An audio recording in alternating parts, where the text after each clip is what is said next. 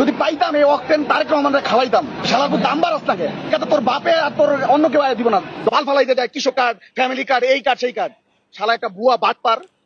আবার লাস্টে কি কইলো, আমার অতীতের ভুল ক্ষমা করে দেন।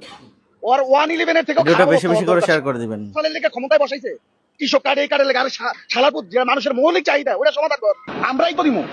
130 টাকা অক্টেন ছিল না হাসিনারা বলে, 35 ছিল না, এখন বাড়াইতে সমস্যা কি? এক মাসের মধ্যে তো 50,000 কোটি টাকা অন্তত পক্ষে খায়া লাইছে ঋণ।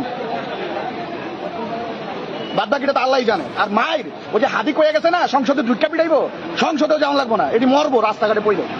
আগে কি তো ভাগ্যা দিতে পারছে, এটি ভাগতে পারবো না। এই দেশের ভবিষ্যৎ যে কি, আর ওই যে কি বলছে আই হ্যাভ এ প্ল্যান, এই প্ল্যানের বাস্তবায়ন চলতেছে।